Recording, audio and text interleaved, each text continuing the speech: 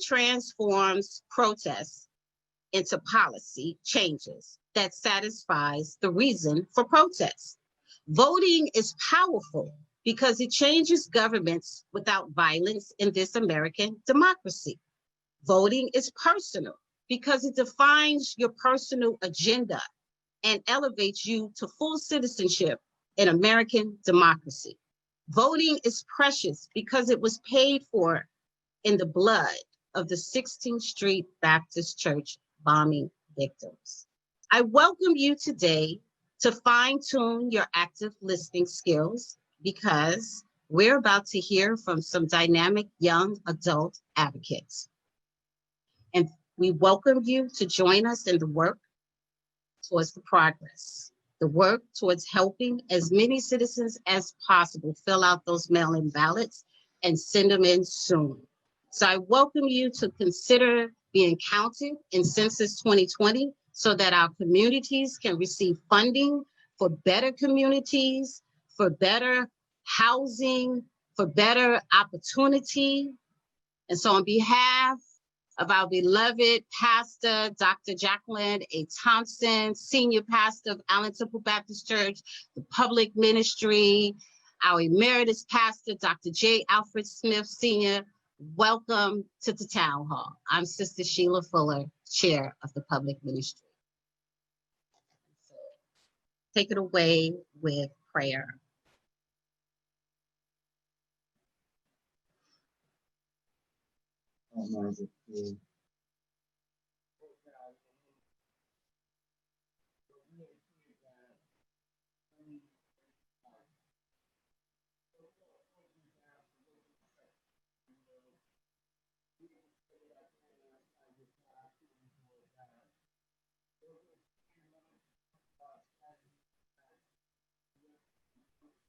You're on mute.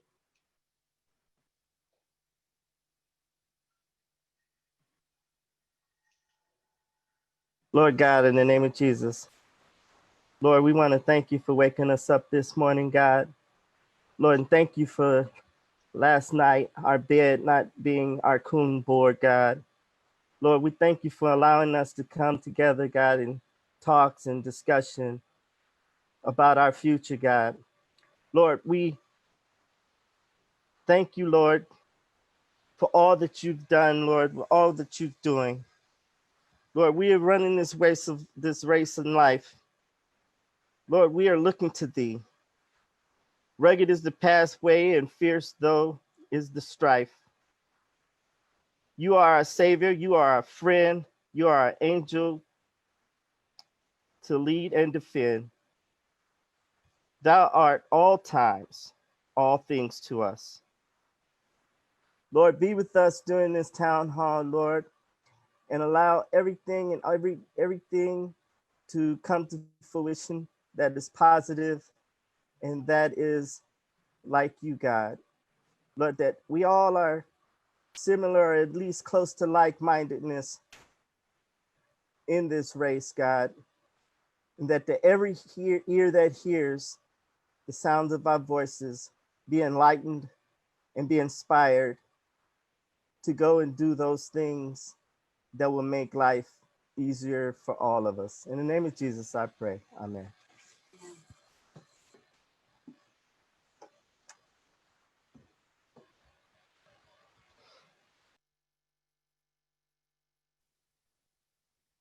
Okay, I believe now we're moving into our scripture and reflection, which is what I have been tasked to do. So good day and greetings to our Allen Temple Baptist family, to friends and all those who are joining near and far, to our pastor again, and to the Allen Temple public ministry, to all the panelists.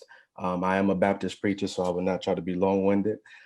So in essence, this town hall, Voting to Save Lives, part 2, is definitely designated and geared toward our youth and young adult demographic. And just was, wondering, where God kind of wanted to be spoken in this space as we are trying to bridge these intergenerational gaps and have more synchronization and synergy between our generations, that we can instill and empower each other and tear down these walls of racial supremacy and all the things that we know that are plaguing the Black community. So a brief text found in the book of Matthew, chapter 11, verses 16 through 19. It is when Jesus is affirming the very prophetic witness of John the Baptist, the generation that came before him and paved the way.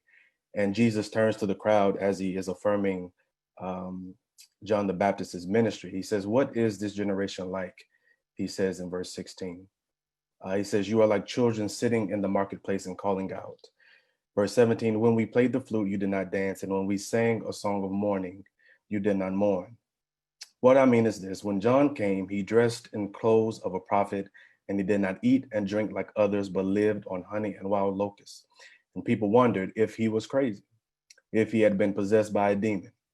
Then even the Son of Man appeared. He did not fast as John had, but ate with sinners and drank wine. And the people said, "This man is a glutton.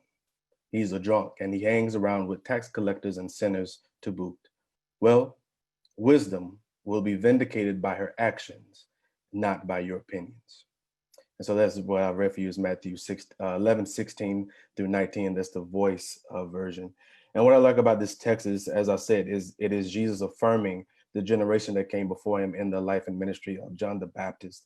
And not only it is Jesus indicting the community and that generation of being like children and calling out and doing these things for attention, but Jesus is really calling out their inactivity and saying that just because we ask where is God and that we are praying and that we are doing all these things with no action, then we are like children, that when we do not hear and do not adhere to the voices of our children, the voices of our youth, then we are acting ourselves as if like children. And then even the more interesting thing that it says that, they didn't even accept John the Baptist as they called him a drunkard. They didn't even accept Jesus. And that these new ways, the new ways that our youth are showing us, that they are showing up to show their frustration and their righteous indignation. And though their new ways may not look new to us, and though we may not affirm them always, we have to be humble enough in ourselves to say that, no, they are speaking their truth and living out their truth. And that it may look new to us. That even that generation that comes before us, what they do may look new. And even when Jesus comes and shows up in the midst of what they are doing new, Jesus will do something even newer. So it is this realization that the prophetic witness is ever changing, just as God, that the prophetic witness is always something new. It is always breathing. It is always living and looking and seeking for justice and equity. And what I love is that last line. Jesus says that wisdom will be vindicated by her actions and not by your opinions. So with that, I just want to center us with scripture and saying that we are, as a generation, to look back and listen and really adhere and uplift and empower our youth and young adults. And so now I'll turn it back into the hands of Sister Fuller. Or is it still me? Oh. It's for Pastor Jackie. Words on Pastor Jackie. All righty. Good afternoon, everyone. Hopefully you all can see me. Even though I can't see you, I can see the panelists. I know there's some things going on in the chat. We are all here. If you have any issues, let us know. We really want to see chat engagement. But I wanted to take this opportunity to thank the chairs of our public ministry, as well as all of the committee members, for the work that you have done during this hour. We are so blessed to have a wonderful, dynamic, engaged area expert group of panelists today. So they need your engagement. So you have the chat function. Ask your questions, raise your issues so they can be addressed. Because many of them, like me, are having these conversations all across the nation. And here is where we are.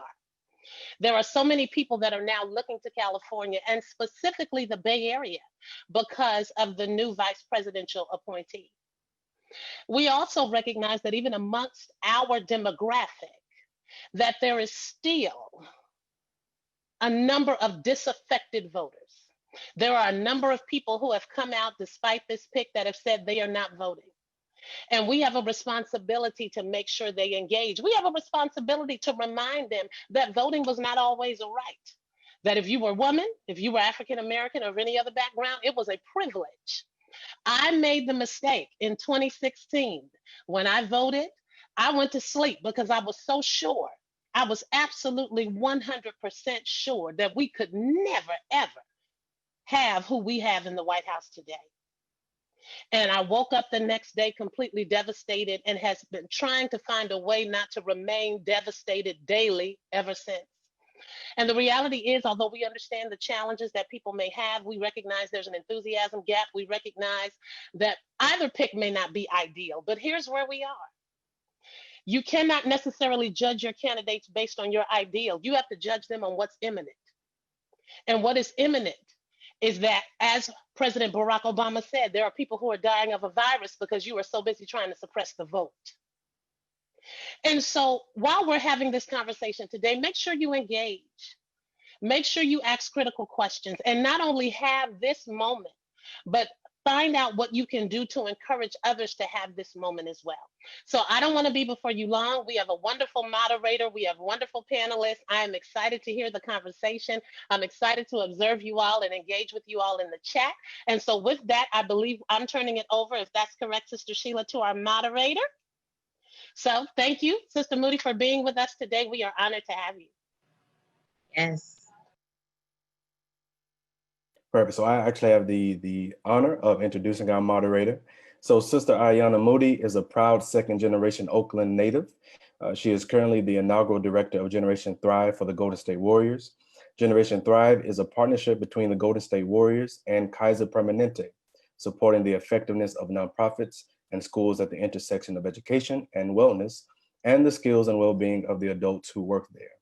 Before joining the Warriors, Ayanna was the director of college access for the Oakland Promise and the coordinator of college access for the Oakland Unified School District. Under her leadership, OUSD's college and career readiness specialists and college access partners helped dramatically grow the FAFSA DREAM Act application completion in OUSD to 85% and increase the high school graduation rate to 70%, which was the highest graduation rate in decades. She also secured a $1 million grant from JP Morgan and Chase to implement financial capability work in Oakland schools in the spring of 2020. Ayanna earned her BA in African American Studies and Political Science from UCLA and holds an MA in Education Policy and Social Analysis from Columbia University. She is the third vice president of the Oakland NAACP and on the executive board member of Black Women Organized for Political Action, the Oakland Berkeley chapter, as well as on the Oakland Roots soccer team. So I present to some and introduce to others, Ayanna Moody. Oh, thank you so much, Reverend McCants. I'm so honored to be with you all and welcome. I'm really excited that Allen Temple Public Ministry asked me to moderate this second series of Voting to Save Lives, like the work after the protest. And we have a great panel of esteemed voting experts and community leaders. And I'll start by sharing just a little bit about each person. First, we have Ben McBride. He's a San Francisco native and longtime activist for peace and justice in the Bay Area.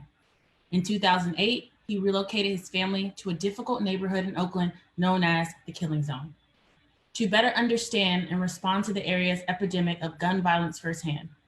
In 2015, Ben joined Pico, California, the state's largest multiracial, faith-based community organizing network, where he currently serves as co-director. Together with his team and partner organizations, including Advancement Project California, he works to connect and leverage people power to effect broad systematic change. Ben is deeply committed to widening the circle of human concern for a more vibrant and inclusive society.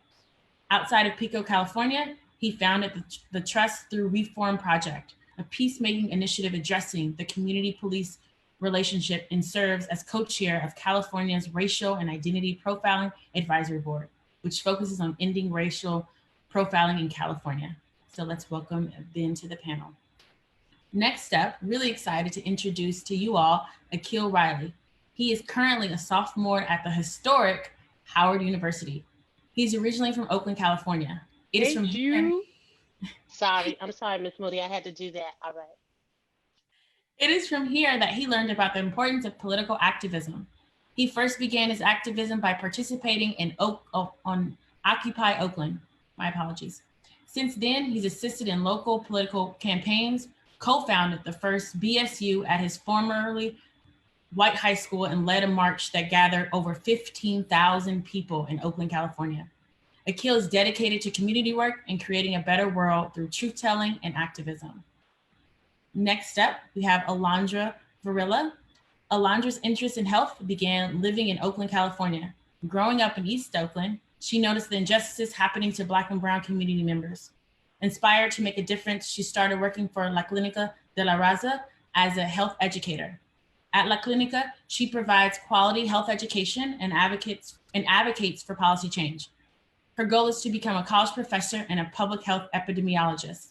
Most of all, she wants to be in a career that works on making health resources and education more available to everyone in East Oakland.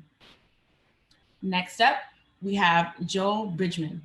Joel serves as principal at Community Engagement Solutions, designing culturally pluralistic organizing strategies to build the political muscle of marginalized community. Joel draws on more than a decade of political advocacy and student organizing experiences to train, advise, and most importantly, consult progressive candidates and organizations. Joel holds a BA from San Jose State in political science and African American studies. Originally from Oakland, California, now Joel lives in the best city in the Bay Area, Oakland, California. I added that. Originally from Richmond, CA, not VA. Sloane Noel-Johnson was born, raised, and proudly resides in East Oakland. A self-proclaimed activist, Sloane works vocationally as Integrated Voter Engagement Manager for Pico, California, where she leads statewide voter engagement campaigns through a faith-based organizing lens.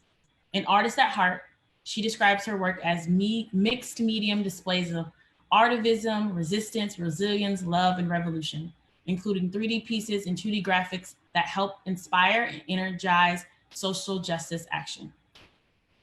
Next up, we have Maureen Simmons. Maureen served as a human resource executive with a unique 20-year background in human resource management. In 2015, when dashcam footage of Chicago's Police Department's murder of 16-year-old Laquan McDonald surfaced, she joined thousands of Chicagoans to protest in the infamous Black Friday protest that shut down Chicago's Magnificent Mile shopping district. She left corporate America to return to college in pursuit of her doctorate degree, her law degree. During her senior year at UC Berkeley, while acting as the internal chair of police oversight in the ASUC, she worked alongside other student activists to get Proposition 16 on the November ballot. She recently graduated from UC Berkeley, congratulations, with a bachelor's degree in political science and will begin law school this fall. So that is the esteemed panel that we have in a short bio on each and every one of them. We're so excited to have them. We want you all to engage with us in the chat feature, as Dr. Jackie mentioned. So please, if you have questions or comments, please add them. We want to make sure that it's as thought-provoking and engaging as possible. Also, if you want to stay engaged with voter engagement that's happening at Allen Temple Baptist Church Public Ministry, please write something in the chat box. I think there's someone from Allen Temple that'll write the email address that you can contact if you want to get more involved with their work. Okay, I love to start off with the young people. So this is for Akil and Alondra. Akil, you organized a massive student protest that garnered over 15,000 people, protesting what happened with Breonna Taylor and George Floyd and all the other racial justices happening in the United States. Why do you think it was so easy to organize for protests, but not necessarily always around voting? And I'll ask that similar question to Alondra. Alondra, do you want to start? I can start off. So for me, I think it's easier sometimes because some voting doesn't necessarily reflect, like the people we're voting for don't necessarily reflect our community. So when it comes to like marching and protesting, we're actually like fighting for a cause that we believe in. And when it comes to voting, sometimes the representatives are not representing us, and so it's easier to just go with the cause that we feel connects more with us, and so that's why I think it's easier to sometimes go where your heart follows. And with voting, sometimes it's also difficult to engage because they try to cater to older populations when it comes to voting outreach. So that's just my personal experience with it, but I can give the floor out to anyone else who thinks about that.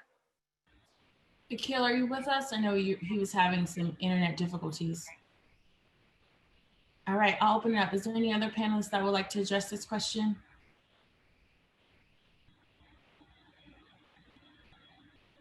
Okay. Yeah, I'll chime in for Akil. I see that the screen is frozen, but I want to just piggyback off of what Alondra said. And Martin Luther King Jr. said that a riot is the language of the unheard. And we know that when we look at protesting, that's typically a reactionary experience, right? There's a reaction to something that's happening immediately in that moment. And as Alondra pointed out, it's because those that are protesting feel very connected to what's happening in that moment.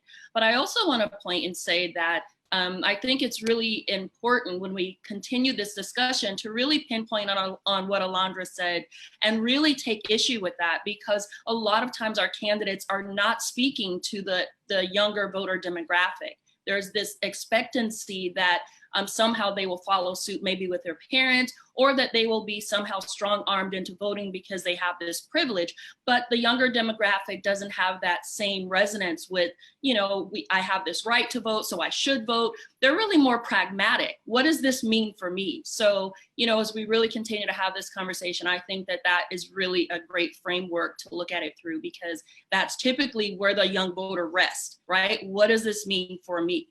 So yeah, I just wanted to add that.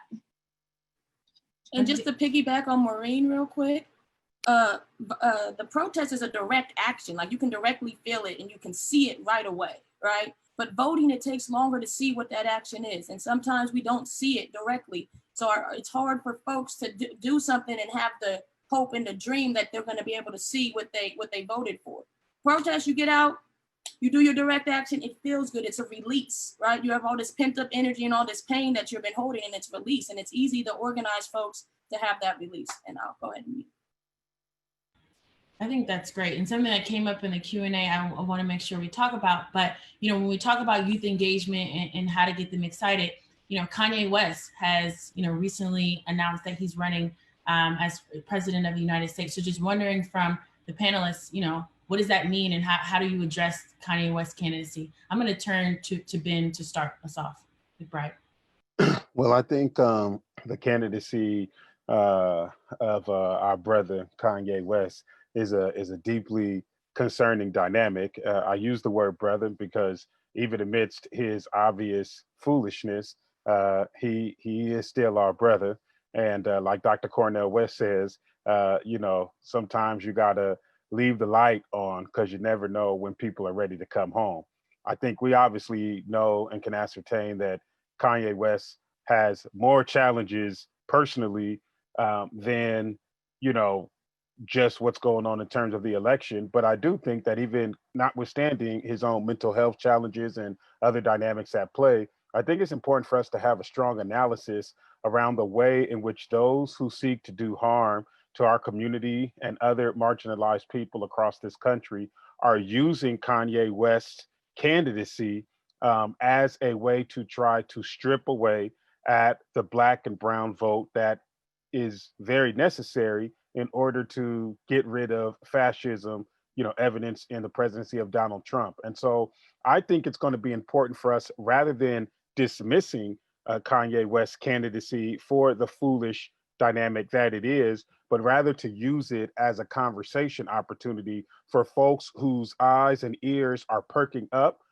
to the Kanye West distraction. I think it's going to be important for us to use it as a conversation piece, help educate people about voter suppression and the very different ways that voter suppression is designed, whether it's through a Kanye West distraction of leveraging an unwell brother to try to suppress the Black vote and take away from undoing fascism, or whether it's voter suppression designed by taking away mailboxes or defunding the postal service, or all of the different creative ways that this white supremacist, nationalistic, fascist government is seeking to take away our voices. So I think we should use every opportunity to open up a conversation, because those who have had a justified reason to not really believe in this so-called democracy of this country. And I think Black people, and particularly poor Black folks and young millennials of color, certainly have a lot of reasons to not have a lot of faith in this system. We should use the Kanye West moment as an opportunity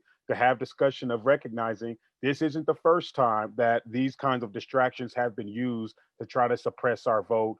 Let's use it as an opportunity to educate folks politically, to listen to their grievances and find ways ultimately to activate people into the work. Joel, seems like you were trying to get in there. Did you want to say a few words? Yeah, I think paying attention to who's paying for what and and how they're connected shines a lot of light.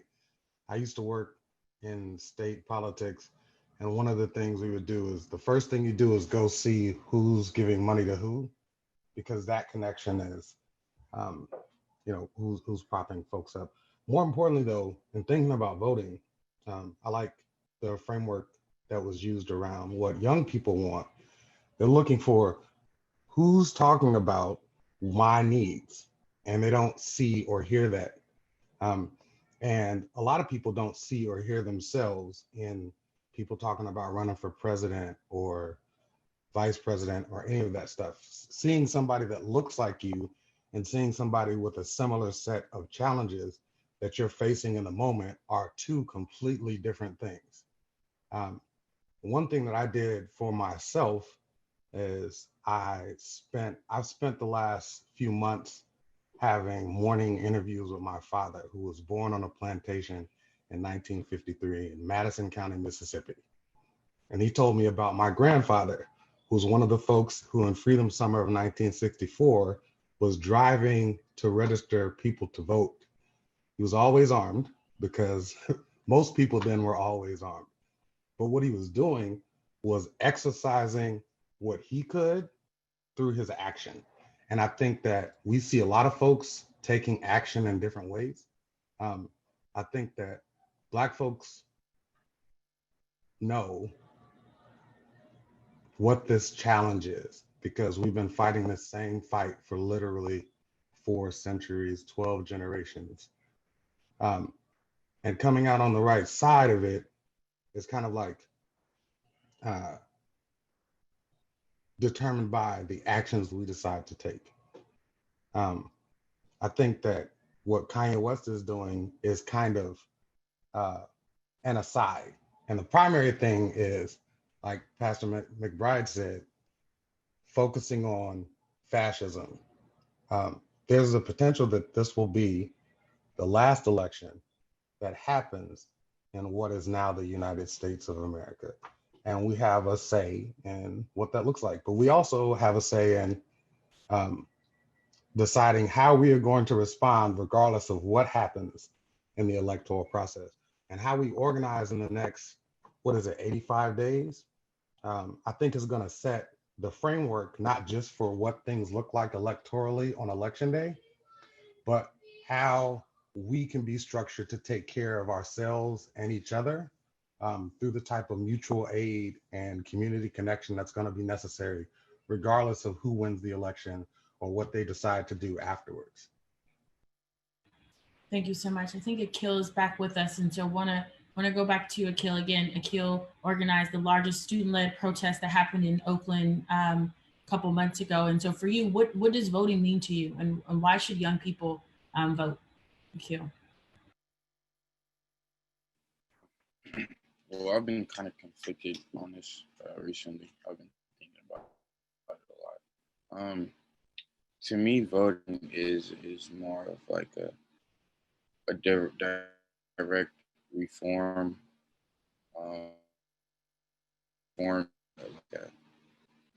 not a complete change, but just like an accommodation, like a wheelchair ramp or something like that, an accommodation to our current needs.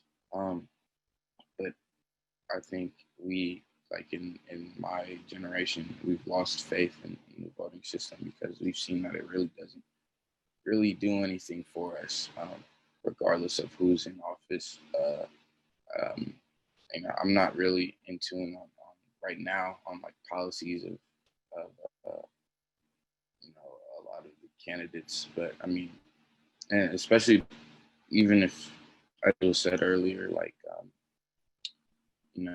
just having somebody that looks like us in office what is that? What does that do for us? Like, and what has it done for us? And I think that's the problem right now, and that's why a lot of people have lost faith in voting. And I don't think that voting is a tactic that's going to change like it's not going to change the system, definitely, and it's not going to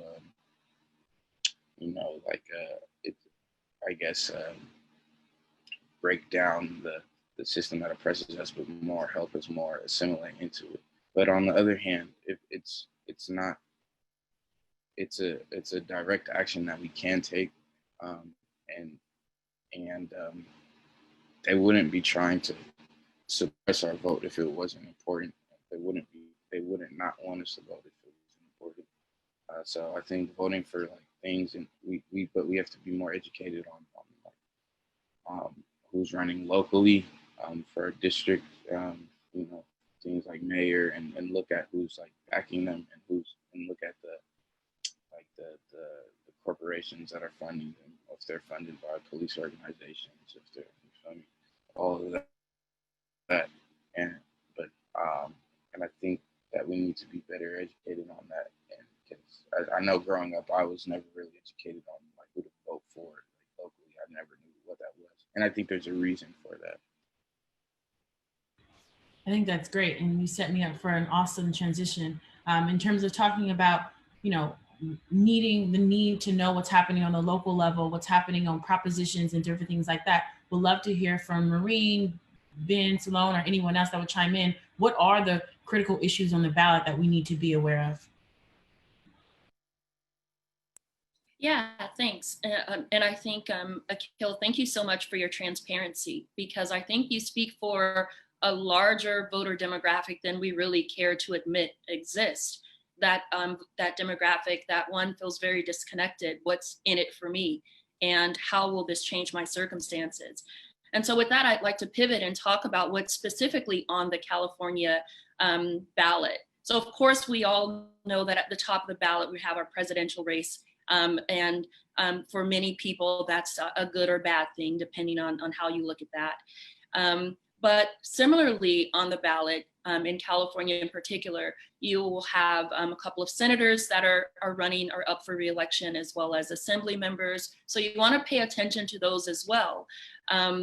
And you also have a number of ballot measures that will be on the ballot. In California, there are 13 ballot measures that are on the ballot this year that deal with a number of different issues. I believe in the chat right now, the website for the California 2020 ballot propositions was entered. Really take a look at what those ballot measures are, because some of those are repealing current law. You have everything from propositions that are going to deal with cash bail, voting rights for young people, voting rights for offenders. So those are measures that are particularly important. And even if you are not engaged with what's happening at the top of the ballot with the presidential race, you really want to still take a look at what's on your ballot, because a lot of those issues that are down ballot, we call them, are going to affect and impact you locally, and they're going to have a lot more to do with how your day-to-day life is run when you pay attention to down ballot. I'm the co-chair of Proposition 16, which will repeal Proposition 209. Proposition 209 was a really harmful, diabolical anti-affirmative action ban that was instituted by the California UC Regents over 25 years ago. That was also co-authored by the governor. And so that proposition will give an opportunity for race to be considered in admissions for higher education, as well as public employment and public contracts. And so aside from Prop 16, I think it's very important that you do please know what's on the ballot, so that you're not just going through the ballot and playing any, mini, mighty, mo. You still have time. The website has been put into the chat box, but you can Google Ballotpedia and find out all of the ballot measures. Make sure you look at those. They really will impact you. And it's so very important that you understand, either you're going to vote or you won't vote, and those things will impact you. So I always tell people not voting has a consequence. Voting has a consequence, and which consequence is it that you want? If I could jump in here too and just build on what our sister was saying, I mean, I like to, think about this when we talk about voting and we talk about the election. I was appreciating listening to what Brother Akil was saying, and I think it's a fair critique, around what are people really feeling like they're getting out of these elections, out of voting, and out of the democracy. Here's the one thing I just want to say to everybody that's listening. It's a line. I won't quote the whole thing because it's a little foul from Training Day, but Denzel Washington and his character said that it's chess, not checkers. This is chess, not checkers. So I think we got to recognize that the whole survival of Black people in this country for the last 400 years has been our ability to make moves on the board as it is designed to do a couple things. One, how do we reduce the harm that's happening to our community while we also set ourselves up for the opportunity to do the real revolutionary work that we know we need to do in order to really have a different dynamic? We're voting just on some of the policies that I'm going to highlight real quick. Is it going to get rid of the white supremacist fascist system that is crushing our community, crushing too many neighborhoods in the city of Oakland and across the Bay Area? No, but what it will do is it will reduce the harm that too many of our loved ones, Pookie and Ray, Taisha and Renika, are experiencing, while it sets us up to be able to make the kind of moves that we want to make over the next several years. If we don't bust the strategic moves in November, we don't even have the opportunity to dream about the revolutionary work that we need to do over the next 5 to 10 years to 20 years, right? This situation got like this over 500 years. So I think for us to think that we don't get out of this in 5 years or 10 years, I don't know if that's just a realistic thing. So I am all for the turn up. I stay in the street. I believe we got to turn up. I think the only way that these people are going to listen to us is for us to make them incredibly uncomfortable. And we need to keep making them uncomfortable. We need to get back in the street a little bit more because, the folks in our city don't listen to nothing unless they feel like, their property is in danger or they feel like their comfort is in danger. So I'm all about making sure that we get in the street, turn up, and make them very uncomfortable.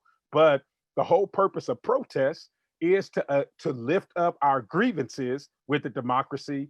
Voting is then to try to implement the solutions around the grievances that we have addressed. And so just two propositions that I really would love to just put in front of us. One is Prop 15, which is called the Schools and Communities First ballot. This can be a little bit of a messy initiative in some of our different conversations, but really what this is right now, these big corporations, the top 1% of the folks that's making all the money in California, are not paying any commercial property tax. So what does that mean? That means that Apple, who we get all of these phones from, that means that the Dodgers organization down there in Los Angeles, they've been building all of these big companies and they're not paying no property tax since a bill passed 40 years ago.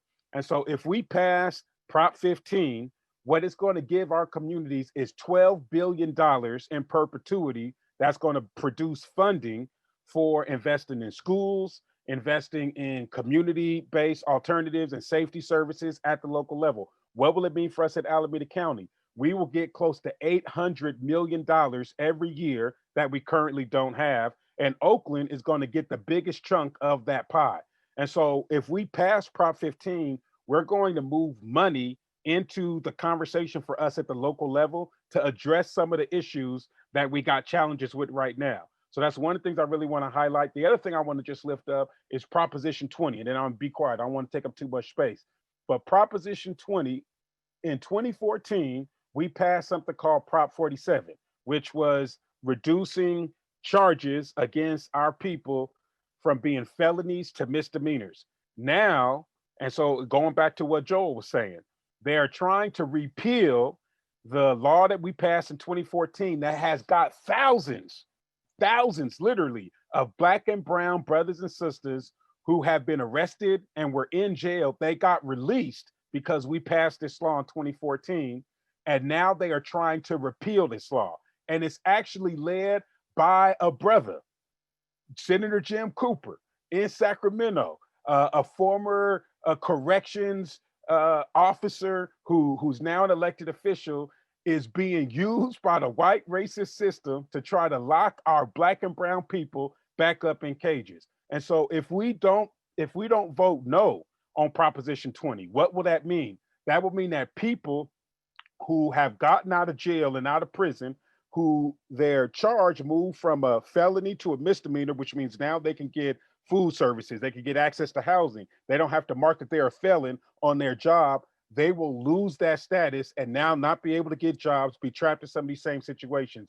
So I really want to encourage us that to really take a look at Prop 15 so that we can get more money in our community, to vote no on Prop 20 so we can make sure our loved ones are not getting locked back up for stupid stuff. And then also I would invite folks to look at Prop 17, which helps to restore the right to vote for our loved ones that are incarcerated. When we look at the fact that 25 to 30% of Black men are finding themselves either in jail, prison, or under some kind of supervision, we need to make sure that they still maintain the right to exercise their voice in a democracy. So these are some of the things that ain't gonna get rid of all the white supremacy, but they will give us a chance to exercise our voice and make a chess move so we can make the move we want to make over the next 5 years. I think that's great. Thank you. You helped set me up great for my next question. Ben, would love to hear from BK Woodson Sr. and Joel Bridgeman, just as we think about this life being, chess, not checkers. What are some of the other critical, I know Ben briefly talked about Proposition 17 and restoring voting rights, but as we think about how do we make this a real election for our people and how it affects their daily lives, can you talk a little bit more about that and maybe Prop 25?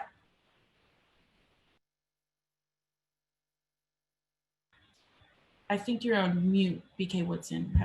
Yeah, I can't. Can you hear me now? I can't talk about Prop 25. Maybe Sloane can or someone else can. But what I want to just add to the conversation, because Ben was so eloquent and so inspiring, and all our panelists are. We need to get active not only in California but all throughout the state. So we have we have one app, and there are many out there. But the one we train on is called Outvote. Now, Outvote is an application that we can text all our contacts and have all our friends and family, and start these conversations, real conversations, on getting completing the census. We have our elders, our seniors, who now they have the census. You got to go online. A lot of our seniors are not comfortable going online filling out the census, right? And somebody will say, well, just go to the library. They're not going to do it. But if you call your grandma or your big mom or your, and say, Grandma, I'm gonna help you, right? Because if we don't get counted, then we don't count. And they say, all those folk, they don't need anything because, they're not counted. So Outvote is a training. We'll put the link in the box. We'll have a training for you on Tuesday on how to do that. The other thing we want to do is phone banking. We need to get on the phone as people who count. We need to make sure we're counted in the elections. So some of us, we got family back in Virginia. We got family back in Arizona and some of these southern states. I don't know if anybody has any family in Utah, but you might. I'm not mad at you. You might have some Utah folk, but we need to call them, contact them, phone bank them, and get active. And we'll have a training for that on Thursday. So I just want to be real short, but get active. Everybody needs to be a part of what's happening this year. These next 3 months will determine maybe the next 20 years or 200 years if we do it right. So that's all I want to throw in. George, how long did you want to say? Yeah, I'm at grandmama's house again, so I wanted to I wanted to make a connection between the census and between what happens with prisons and between slavery. So the 3/5 clause in the Constitution is there so that we, literally me and my family, a lot of our families, could be counted for representation for the people that were going to own us, right? And we were locked up, our labor was stolen, and our lives were expendable, right? San Quentin Prison is right across the way from Oakland, from Richmond. It's in San Rafael in Marin County. Corcoran is a prison in the state of California. Until Dr. Weber squeezed through a bill a couple years ago, every single one of the brothers and sisters in those prisons, in the state prisons, were going to be counted in this year's census as living in those places where they give them a bus ticket to send them back to the ghetto where they scooped them up to put them in slavery in the first place. This year, that is different.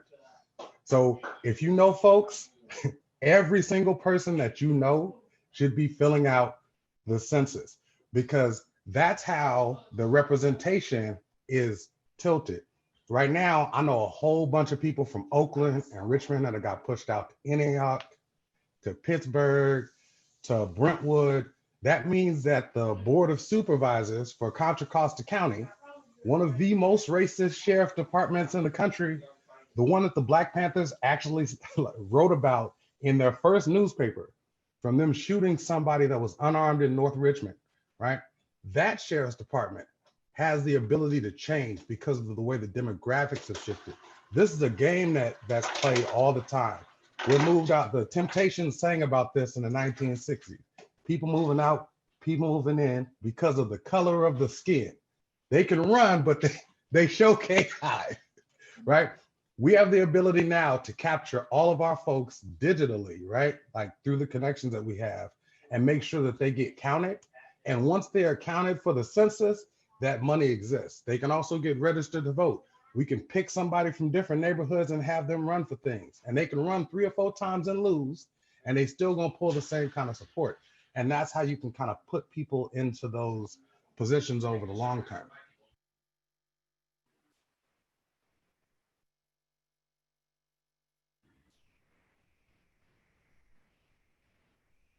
Sloane, did you wanna chime in on this one?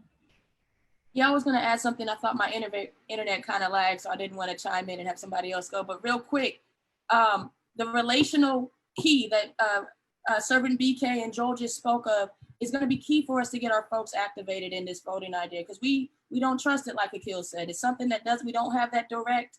It's not a direct action. We don't see it. But this is chess, not checkers. As Rev McBride just said, this is chess, not checkers. So we need to get our people that I have contact with involved, right? And the last thing I wanted to say is all politics is local. I think I either heard that from Rev Ben first or Joel first. I'm not sure which one of y'all said it first, but all politics is local. And we got to try our best to get our folks down valley. It's going to take our relational touches to do it. And those trainings that BK talked about, Servant BK talked about, are some good ways to learn how to get your people informed. Can I say one more little quick thing too, just to give us a little bit more, some tidbits, so that we can slang some of these when we out there on the block and try to help people understand how the system gets down, right? The reason we need to undo the system of incarceration, I've been telling the loved ones that we work with that's coming out of the violence, I said, do you know that this system makes at the minimum $60,000 on you if you incarcerated? And if you're a juvenile, it makes $220,000 a year every year if you incarcerated. I said, so if we don't pass this law, the money we need to get jobs in our community, the money we need to get housed in our community, the system got us all of our communities exploited out there on the block, because it is just cha-ching, cha-ching, cha-ching, cha-ching, putting Black men, women, brown men and women in the jail. So I think we need to, like I've said to the loved ones, do you want to let these white racist people make money off of you? Or do we want to take away their power and let's get that money and make it for ourselves? So I think that's just one example that I think, to Joel's point, we got to break this down. One of my loved ones, Brother Jabari, always talks about with this political stuff. He says, you need to break down the blah, blah, blah. He's like, I got a bullet in my leg, so don't come talking to me about all of this political stuff. So we need to break it down in bite-sized pieces so folks know we passing this law so that we can really get something. And so that just is one example I want to give us, and we can provide more tools if it's helpful for people to break down how all of these different dynamics can turn into real results and opportunities for our folks. Thank you so much. I'm going to turn to Alondra. A lot of the work that you do around is mobilizing Black and brown folks. And why more than ever is it important for Black and brown folks to mobilize together around a lot of the issues that we're all talking about? Because I have been working for La Clínica de la Raza, and given the recent, activism with Black Lives Matter, I have uncovered that we both are victims of the same crimes that are committed against us. So for me, it's like basically when we're talking about like, chess, not checkers, it's basically if we come together, we are stronger than if we come separate, because we're both getting attacked by the same system, and they distract us by making us think that we're different and that we're not getting, some people have worse and some people have more, but at the end of the day, we are both getting attacked by the same system. So it does help out if we come together and acknowledge that we do have differences, but at the same time we do have things that we can connect on, which are the things that are destroying our communities, like racism, incarceration, ICE, and all these different things that are affecting us. So it's always been important, but particularly more right now, because we are trying to engage more voters in both of our communities. And East Oakland is like a blend of everyone, right? So we have brown and Black folks in East Oakland, but California reflects that as well. So for me, it's strength in numbers, but also strength in coming together and trying to acknowledge the fact that we both are getting attacked by the same system. Thank you so much for sharing that, because I really do believe our humanities and our liberation are so intertwined. Pastor Jackie asked a great question, I thought, is what is our communal responsibility, right? How do we show up? How do we lean in? What is our responsibility as an individual, as a collective? And I would love to start off with Akil. Like, what is your communal responsibility as a sophomore at Howard University? In terms of in voting or the system, or just our liberation? Our liberation, voting, I feel like they're all interconnected. So what do you think? Yeah. Well, yeah, our responsibility, I think, I start off with mine, is to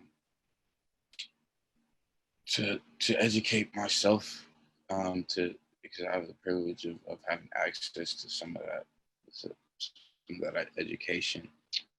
Talk to my peers and call people out on their on their bull, like on standing up for what I believe in, but also being taking in other information as well, because I'm a college student and I have a lot to learn, but into bettering my community, I can only better my peers around me. So having those conversations like what is it? What do we want? What do we see where do we see ourselves? And what do y'all think about capitalism? Talking about like our current events, like what's going on in the White House, and trying to put people on game, and also trying to put myself on. As a community, there's a lot of ways that we can our responsibility but like I think I saw a tweet that somebody said, it was a Black person, it was on Twitter, and it was a verified account, famous person. He said that we should stop blaming Black people or stop putting the responsibility on Black people to fix the problems that white people created, which I see where they're coming from, but I think that's really ignorant to say, because if we don't, who's going to? You feel me? So saying that to say there's a lot we need to fix, and it starts with our interpersonal and immediate environment and our intimate environment. So like the family, and I think that we need to start to one thing that slavery did was desensitize us to like our own oppression, and so we don't even value like what I see a lot of times in my my neighborhood, in my environment, we don't even value another person's life. We don't value like, you know, I'm not talking like, you know, I'm not talking crabs in the barrel, but we have to desensitize not desensitize, but resensitize our brains. We're not brainwashed by the system anymore, into, you know, they let us believing that our own brothers and sisters' lives and families don't have any value anymore. That you can see that in how we treat each other and how we, you know, we think that we try to get money and become middle class and to be, you know, to forget about the struggles that we have. And so we're all striving to like assimilate. And I think that just we got to learn our history and know where we come from. And I think like it starts with love, and that's how we build a stronger tree, if we have stronger roots. I think that's what I've been thinking about recently. So I mean, there's so many ways that responsibilities that we have, but right now I've been on like, what can I do? What can we do to help each other to try to chip away at the effects of slavery, which there's many, but one is how we view each other and how we, because right now it seems like the movement, especially in my generation, I know I'm talking a lot, but it's in my honest opinion, it's kind of all over the place. And what I've been seeing, it's very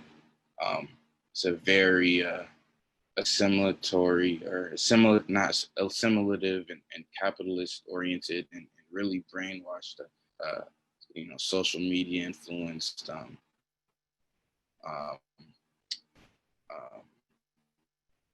not movement, but a culture right now. And I think that's what we need to break down right now, and helping each other.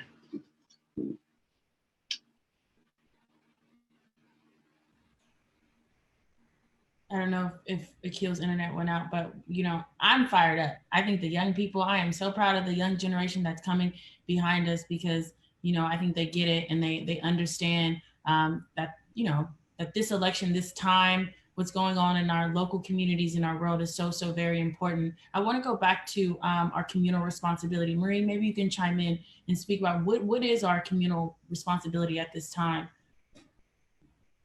You must have felt me over here going, call me, call me, call me. I was sending you those vibes because I really wanted to touch on this. So thank you for picking that up in the spirit. No. So, you know, I really want to, you know, and for lack of just like sounding really like, gosh, I want to piggyback on what Akil said, but I really do. I want to amplify that, because our communal responsibility, as far as I'm concerned, and I'm in that really unique generation where I'm part of the older generation, but very in touch with the younger generation. And I so feel what Akil is saying. And I think what we cannot do in this election or any other elections going forward is browbeat anyone in our community to vote against their interests. What has happened so much in the Black community, if we're just real completely honest, is we are pimped every single election for our votes. And we consistently as a community are pimped for our votes. And guess what we get for it? Zero.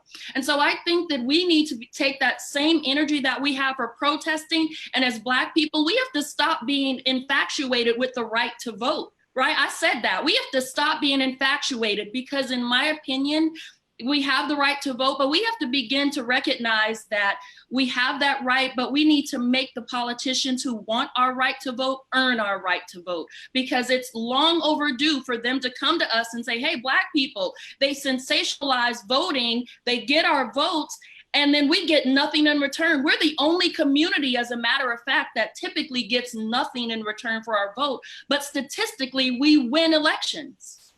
They come to the Black vote because we win elections. Where the Black vote goes, there goes the victory.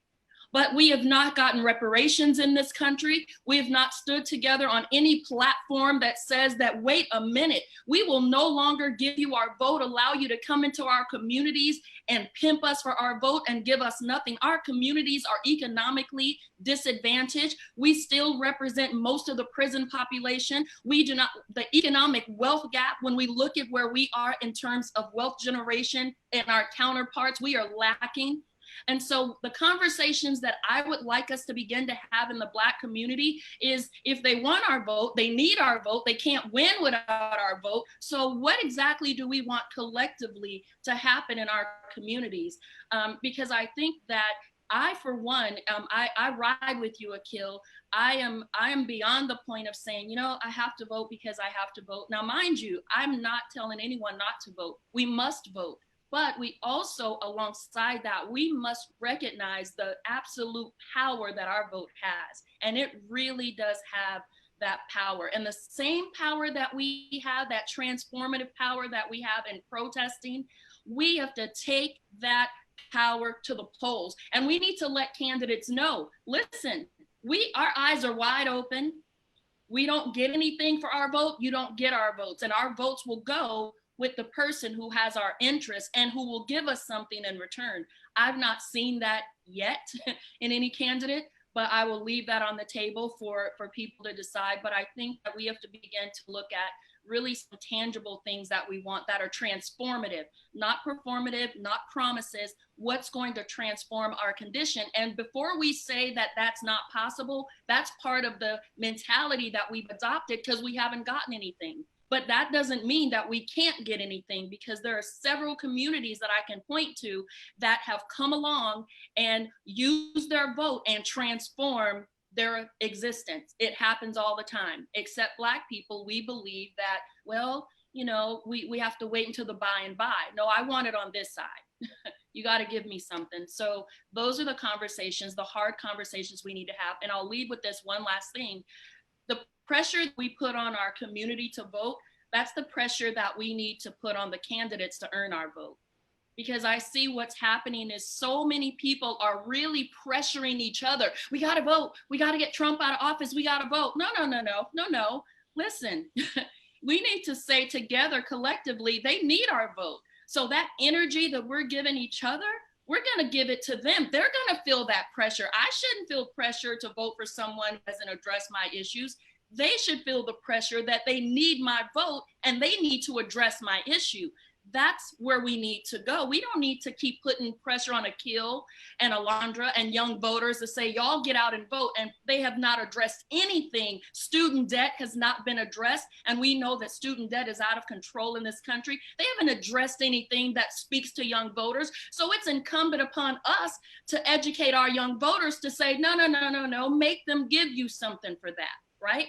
Make them give you something for your vote. So that's where I stand with that. And that's, as a community, I beg our community, don't pressure people into voting, pressure the politicians into giving us something for our vote. That's where the pressure should be. They should feel that pressure. They should not be able to sleep at night because they understand, I need Maureen and Akil and Alondra, and I need all of your votes. That's the pressure they should feel, not me. Thank you, Sis Maureen. Kudos all around. I see our Q&A going crazy. The Spirit must have called me to ask you that question. And I think that I want to go back to organizing, because I think a lot of you, what I heard you say a lot of things, especially around like, what is the collective Black agenda? How can we hold elected officials accountable? What are we holding them accountable to if we don't have this collective agenda? And Malcolm X taught us a long time ago, we're not outnumbered, we're out organized. And so just want to hear from some folks on the panel that do a lot of organizing work, serving BK, Joel and your work, Sloane and Ben, or anyone else, talk about what does organizing look like in the mail-in ballot initiative. I think we didn't talk a lot about that, but I think that is a lot of implications for our community, this mail-in ballot. And so how do we actually make sure, A, we have a Black collective agenda, and what does that organizing look like? But then also, how do we organize people around mail-in ballot? A lot of our family members are transient, right? And so if your address has changed and your official ballot goes to an address that you're not at anymore, like how do you get access to that? We have a huge displaced community, right, that don't have a home. So how are we making sure that they get supported? So just want to learn from you all in your organizing work, what does that actually look like? So I'll turn the floor to you. Well, while All you right. guys are waiting, I want to share that the public ministry, we are strategizing how to come up with transportation to go out to our senior citizens and actually pick up their mail ballots and take them to the post office. But here's one thing we have to keep in mind. You can only take 3 ballots to the post office. If they catch you with more than 3, then they can just trash it. So you have to be very strategic. We're going to start networking with the entire community at Allen Temple Baptist Church, because it's going to take all of us to take a piece. You know, it's so many of us, and they're setting the system up now where it's going to be very, very difficult to get your vote out there. And so you're hearing it on the news every day. It's just so ridiculous to what is actually happening to stop the vote. And so we have to go out. We're going to have to put on our masks. We're going to have to go to people's homes, and we're going to actually have to pick up their ballots and take it to the post office for them. As soon as you get your ballot, you need to fill it out and send it in ASAP, because the mail is slow. If you notice, you're not getting your mail like you used to get your mail. All of a sudden, the mail is slow. So we're going to have to go out and actually get in the trenches and pick up the ballots and drop them off. And we don't even have time to waste. It's just critical. It's so critical. Before I have other folks chime in, I want to first turn the floor and take a moment of personal privilege for Dr. Jackie, if you wanted to come on and say a few words around organizing. I seen you. No, again, I did not want to interrupt such a wonderful flow, because my thinking was not around organizing. It was around the passion that my fellow Cal Bear, Miss Maureen Simmons, has displayed in about pressure and about collective organization and corporate responsibility. And so I just want to press that point. And I would like for whomever to respond, because there is a portion of our community who feels that the posture of not encouraging people to vote or participate in the process is a point of privilege. That part of the reason we can even say that we're not going to participate in the process is because we are in a privileged position, almost as if to say that we are not going to be impacted by the turnout. So I would love to hear, as it relates, as we lead into that collective organizing question where our moderator has led us to, how do you respond to the people, folks who are in other generations who have a different experience of voting and a different experience of the electoral process, who say that your decision or anyone's decision to opt out of the process, even though it is their right, is also a point of privilege. And so what is our responsibility to the people who don't even have that option?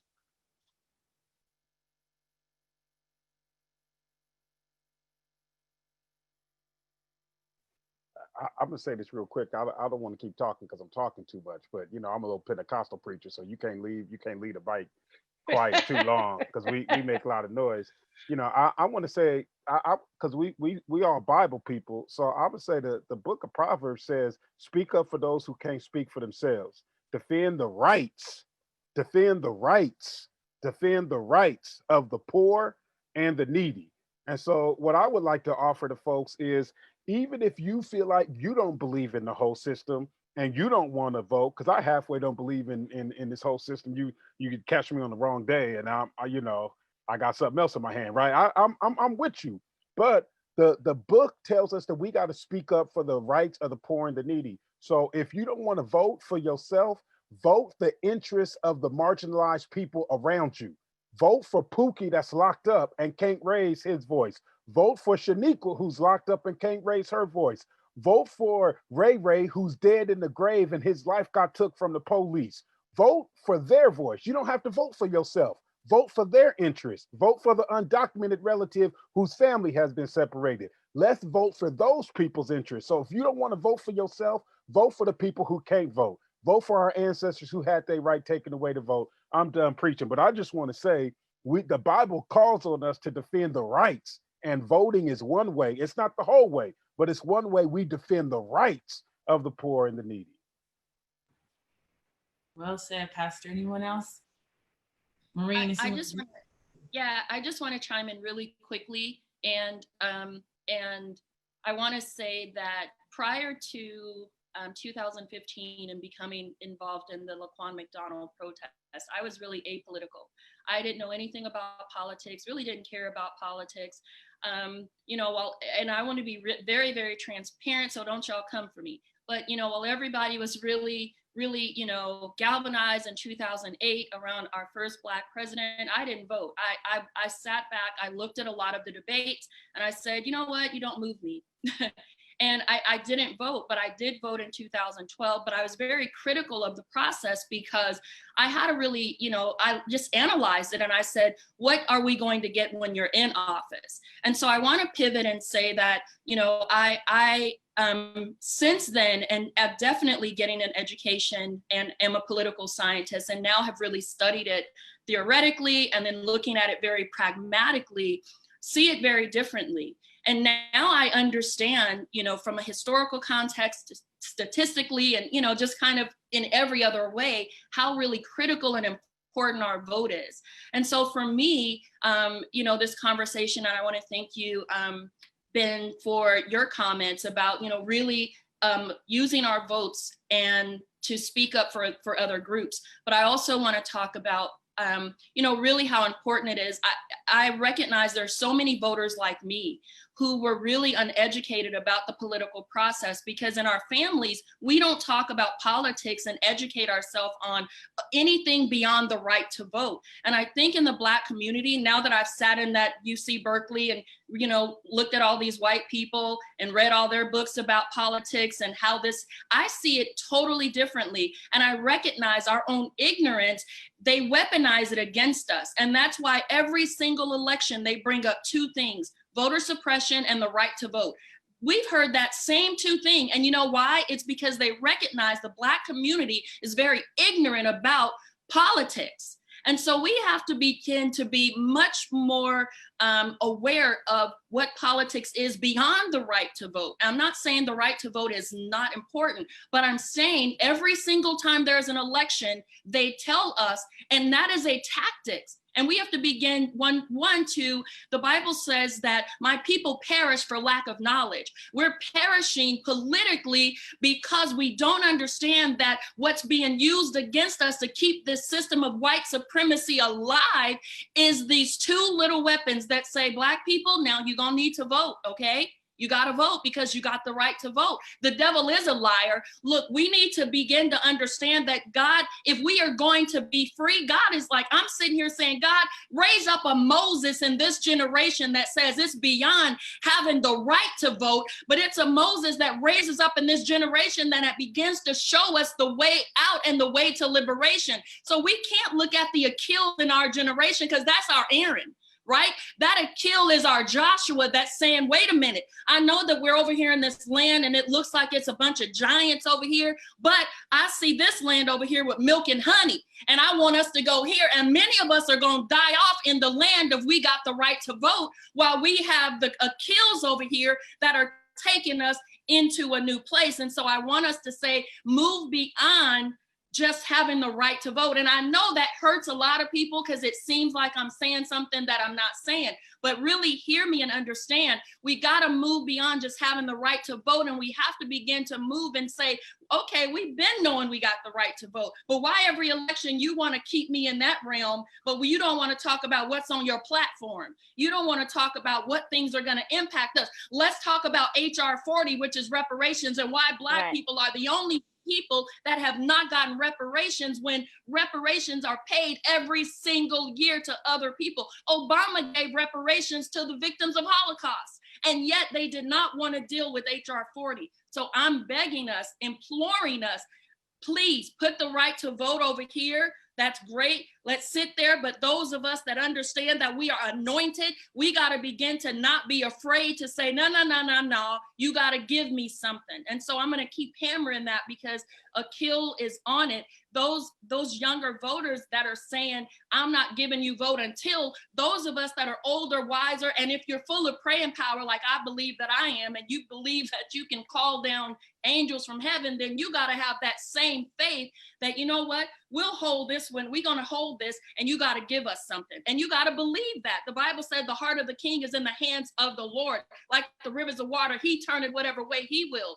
Do we believe that that will really happen? Or are we going to keep sitting here and saying, well, you know, and I mean, and for lack of hurting anybody's feelings, well, us got the right to vote. No, I'm not there anymore, right? I'm the Harriet Tubman that's like, how many of y'all are coming? Because we leaving this here plantation. Now, you can stay here, but I'm leaving, right? And I'm leaving the plantation of we got the right to vote, because believe it or not, that is still a form of mental slavery. We know we got the right to vote. What you giving us for it? The end. Thank you, Miss Maureen. That's the clarity we needed. And I suggest to you that perhaps Moses's name is Maureen. Yeah, well, I want to just jump in. Yeah, Moses, we need Moses, Harriet Tubman. I do think we are in a moment when God is working through our women and our gender unspecified or a unique folk, because that's how God is, right? God's not any one gender. I want to just push one button. It's about power. And we have to realize that voting is not putting a request on a system. Voting must become an expression of our power. We have to move beyond asking the system and asking politicians to do something for us and appropriate in our hearts and our mind the understanding that we have a right to what God has given us. So we're not, so ownership, the notion of ownership itself is alien and against what God has given us. We are the most surveilled and controlled population in the history of humanity. And when Pastor Jackie talks about organizing, she's really opening the door or presenting the key, the only key for us to appropriate the power requisite for our own survival and deliverance, because what's at stake is everything. We are in the midst of the sixth great mass extinction. Folk don't like to talk about it. Folk think I'm crazy. Things are not going to get better. They're going to get worse. And the fact, when things get worse, they get worse first for those who have least. So what we need to begin to do is, Washington said, put your buckets down. I'm going to say, put your phones down, right? Turn the TV off and start organizing. Start building power so you can eat. Build power so you can have some place to live. Build power so you can have safety. Build power so that your grandchildren will have something to eat and a place to live. And if we don't get serious about that, if we don't jettison the demonic individualism that has taught us it's all about us, if we don't jettison and make some demands on folk who got a job, folk who got some money, if we don't begin to bring back the African nation's notion of community, that we are, I am because we are, and if we are not, I am not. And no politician is going to give you that. Nothing about America is going to give you that. But we've got to get that back for ourselves and start living. And the reflection of that living, we'll do some voting things. Things will change. We will vote. But more than asking, more than asking permission, we have to fight for our lives right now. Fight for our lives right now. That's awesome. Does anyone else want to get there before I take us? I'm letting the Spirit lead us, but before I take us. I wanted to to talk about the next steps that folks could take with organizing relationally, especially for young people, but for Black people specifically, generally across all generations in the Bay Area. We're not that many degrees of separation from each other, none of us. I grew up going to the sideshows and studying history and listening to music. I kind of see what the point of that was. It served a couple of purposes. One was for us to learn to drive well enough so that if we had to, we could get away from the police. I've had to use that skill before. It helped a lot to spend time at the sideshow. Two was to be able to organize organically outside of any structure whatsoever. There were no leaders. Nobody was leading the sideshow. There was no venue. There wasn't a place we went for the sideshow. You go around looking for people until you find it, and then you join the party, right? A lot of the collective things we talked about are already included in the way that young people have been moving in the Bay Area for a long time. Because when they started knocking off the heads of the people that were leading, everybody became leaders. A lot of the leaders ended up in music. A lot of the musicians ended up getting killed, right? I don't think that that's a coincidence or an accident. But since they left a record of what they were telling us we should be doing, I think it's a good idea to go back and look at what that record said. They talked about collective empowerment. They talked about owning property. They talked about connecting with each other. And there's a whole group of young people in the Bay Area right now that are artists and art. What did you say, Sloane? Artivists? I love that word. They're the leaders already. So like we should be tapping in with them to follow whatever they're going to decide to do with whatever the outcome is of post-November. Until then, every single person can be making a list of the people that you know and contacting them to make sure they're registered to vote, make sure that they fill out their census, both of which can be done online, and make sure you keep that list. So when there's a food shortage, you can call your folks and let them make sure that they got everything that they need. I spent time at the Super Center in Richmond, right off of 23rd Street. Super Center spelled S-O-U-P-E-R, Super Center, because they passed out soup and other canned foods. The USDA stuff that didn't have nothing on it but the black and white writing. Connecting people to those resources and creating those resources for ourselves is super important. Also, the politicians, I worked every presidential election from 2008 until 2016. And some of the ones in between. They don't care what people think unless those people vote. And if they don't vote, if they don't vote in big enough blocks, they don't care what you think anyway. They sent me to a lot of neighborhoods from every campaign where I had to answer questions about why the only time we see y'all is when y'all asking me for something. That's why I came up with the framework of I told the politicians, you have to go into these neighborhoods with an offering before you come in asking people for stuff. Because y'all always come asking, whatever it is. Whenever they interact with the government, it's people asking or taking. It's never people offering or looking out for it. We do that for ourselves, so people trust you in your own network of folks because they know they could count on you. You can lean on that as a basis of your relational organizing.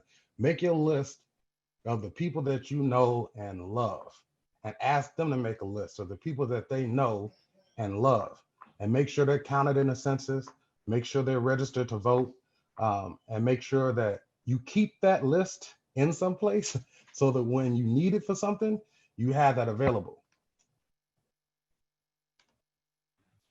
Sloane, did you want to talk a little bit about organizing and what that looks like in election? Sure. I'll piggyback some of what has already been said, but I think utilizing the relational option is key for us right now. And making that list of folks that you have personal relationships with, that you can tell and make sure that they can get out and do certain things, is key.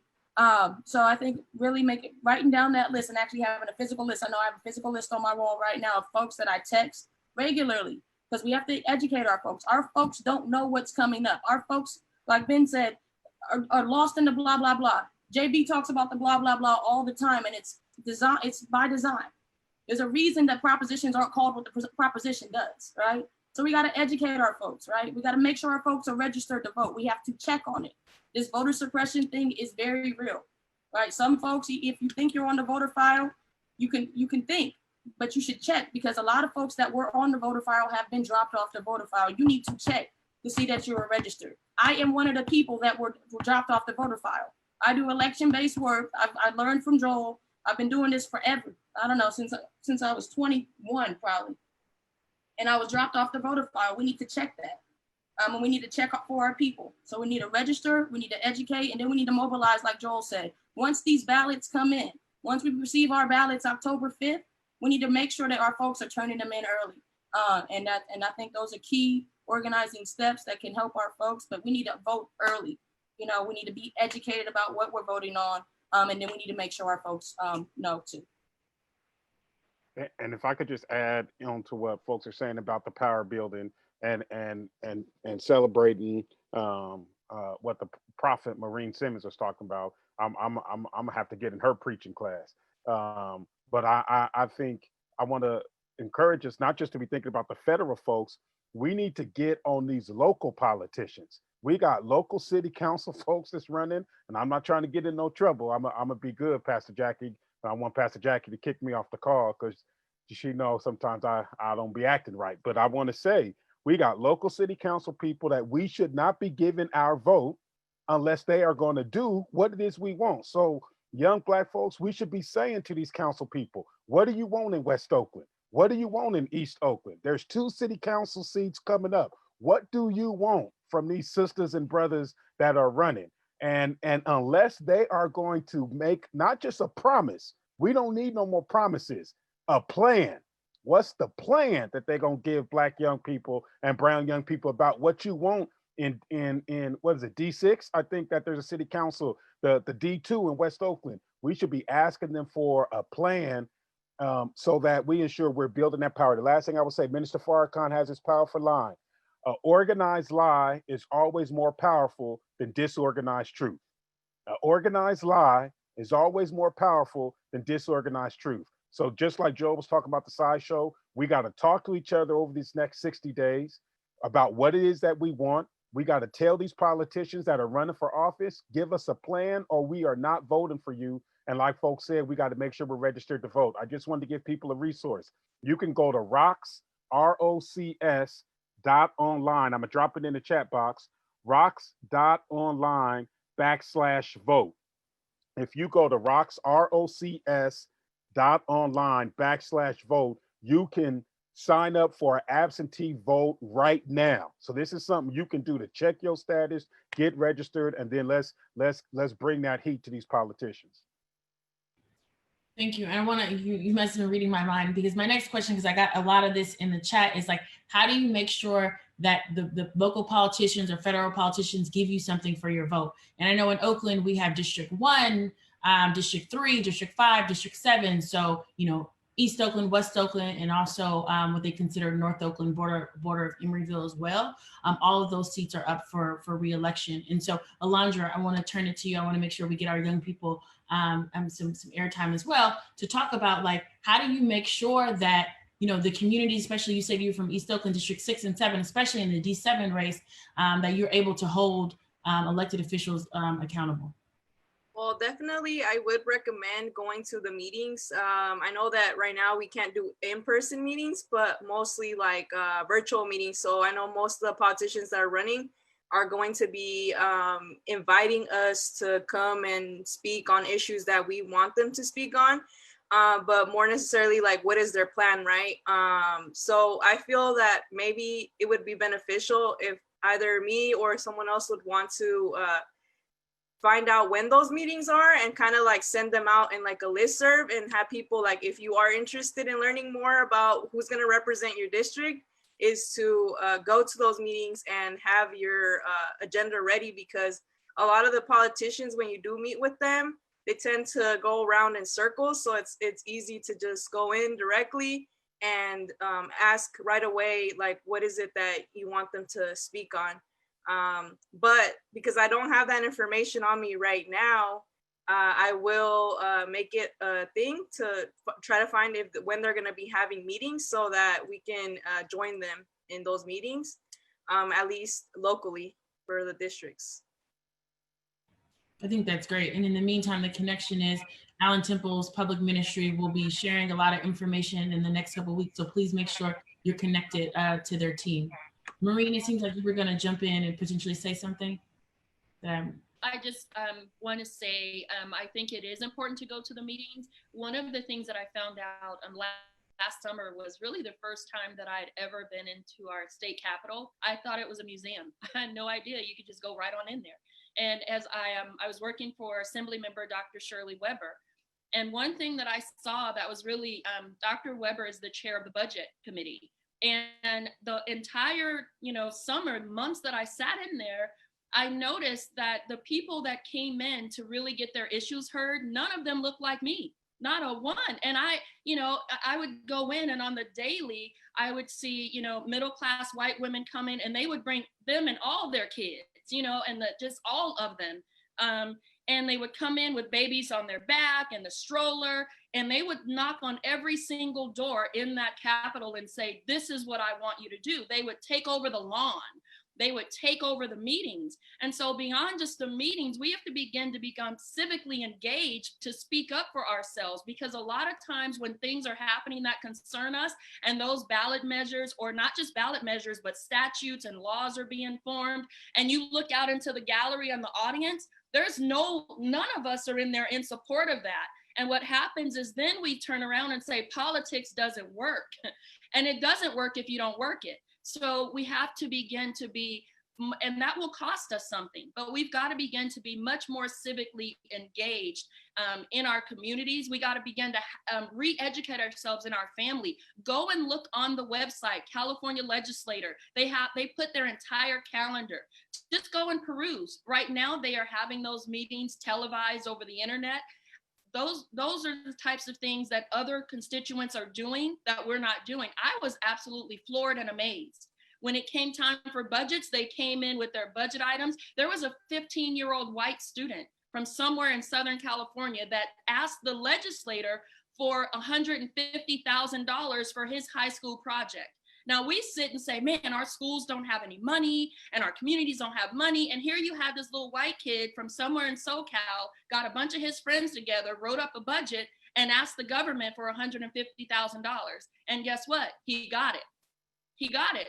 And I sat there and I said, if we don't get up and come over here, I mean, a lot of it is our lack of knowledge. Again, so our people perish for lack of knowledge. So at this point, we need to become much more knowledgeable, not just about the right to vote, but if you're voting and you don't know what their platforms are, you need to rewind, go and find out what they stand for, go to their websites, do some homework, and then educate your friends. I think it was said earlier that we have to break it down, have some conversations about what this really, really means. I don't want any of us to leave this town hall and continue to operate from a position of really not understanding. And so just go to the website, the California Legislator, just Google legislator, go to their website, their entire calendar is there. Find out who your district assembly person is in your Senate, what their calendar is. They work for you, it is public, and find out what issues they have and how those issues impact you. And you would probably be shocked and awe and amazed at how much is happening about your life that you don't even know about. So, make them work for you, because that's what they are. They're public servants. They're there to serve us, and we need to make sure that that's what's happening. It's not the other way around. In spite of what the current occupant of the White House would have us to believe, we do not live in a large reality show. This is not a popularity contest. This is about, our lives and how we are going to live in the next 4 years. And so we will not stoop to the level of a reality show, which is what, we're trying to turn our politics into. So Black people, family, we have to become much more educated. And I'm happy to put some link. I will share my email address. I'm happy to have conversations with anyone because again, I'm just coming into this knowledge in the last few years, and I'm so kind of overwhelmed by just how long I lived and didn't have any clue, and how many people in my family don't have a clue. Thank you so much. I think that is so incredibly important. I do want to, because people are calling me out in the chat, and then thanks to everyone that's been texting me, I think people also want to know too, is like, as we're thinking about organizing, I think we have a huge population, especially the folks that look like us, that are currently displaced and unhoused. How are you all in your individual and your respective organizations making sure that the unhoused populations, the displaced populations in Oakland and neighboring cities get the education that they need around voter education and the mail-in ballot? So we'd love to know from you all that are really in the trenches talking and touching our folks. What does that look like? What does that level of engagement look like?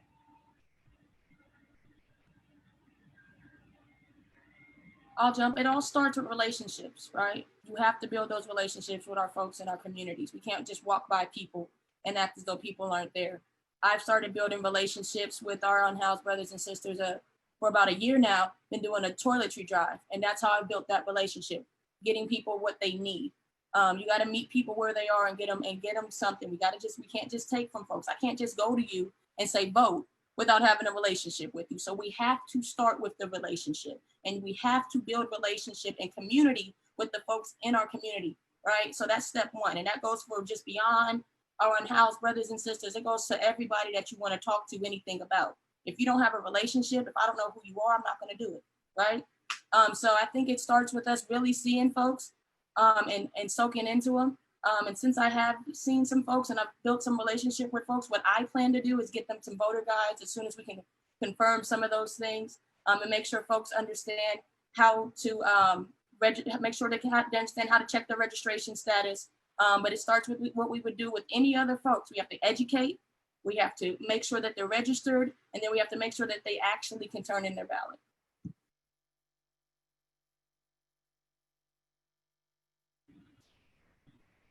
Does anybody else want to chime in? All right, I know we're nearing towards some of our end, but I want to get some of the questions from the chat answered. What are some of the specific supports that non-eligible students can do to support the voting efforts? So for young people that are not quite at voting age, what could they be doing also to support this movement? So Akil, if you're on, or Alondra, or anyone, would love to be able to address that, because that's come up. Well, I work with peer health educators, so I definitely feel that education is like number one when it comes to having the youth involved. So it's just like even before they're eligible to vote and they're eligible to actually go into it, is like getting in that basic information of what does voting look like, and when are you going to be eligible to vote, and how does the system even run, right? Because we're not getting that taught in school.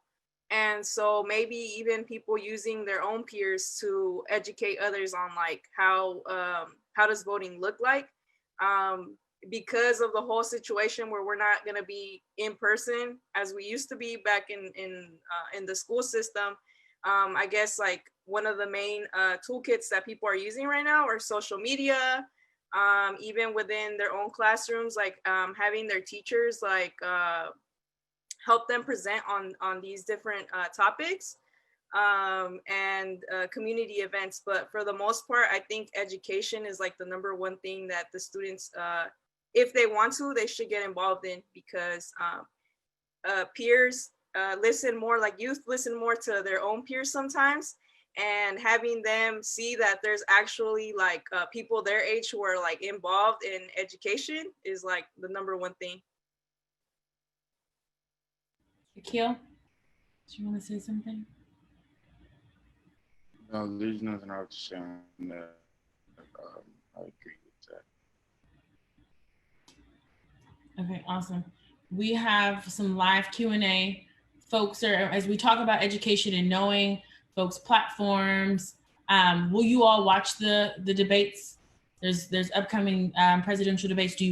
Are you going to watch them? Why should folks watch them? I'm going to turn on to you all. And, that's, obviously national debates, but there have been a series already of, local city council, school board races that are happening in the Bay Area.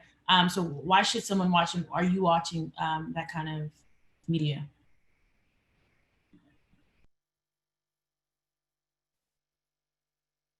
I'm gonna toss it to Servant BK to start. Sure, that's great. Yeah, I think you should watch it definitely. One simple answer. When I remember the first time I went to the United States Senate to lobby, you have this image in your mind that these are like superheroes, that these are big people, that they're really smart, right? And you go into their office and you realize not only are they human beings, but on your issue, you're probably a lot smarter than they are, right? And it's all about seeing behind the curtain. It's all about seeing that all this smoke and mirrors and stuff is smoke and mirrors. And so what's the real, right? So there's a part of this convention stuff that is show, but because it's all online now, a lot of the things that are happening behind the scenes have to happen out in the open, and also we get more direct access to what they're thinking, what they're doing. So in order to, one, realize that they're not like big, giant, super smart, accomplished people, that they're people with some bad ideas and some good ideas, and two, beginning to get involved and appropriate the self-understanding that not only are you as smart as they are, but you have as great a responsibility to affect change as they do.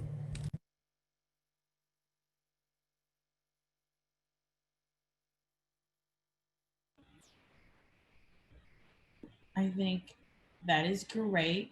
I know we're about 15 minutes out, and so I know you all have done an amazing job, and I've learned a lot. I've been taking a lot of notes on what we can do as a collective, but just want to have a final word from panelists before we go into final acknowledgments and thank yous, and I'll go through a series of FAQ misnomers that was drafted by the community. But just want to always start with the young people and center their voice first. So we'd love for Akil and our Alondra to start us off with kind of last closing words or a call to action. What should we be doing? What should we be thinking about? Yeah, definitely. It was a great opportunity to be with like-minded people and like getting to know like what's actually happening when it comes to voting registration and voting itself.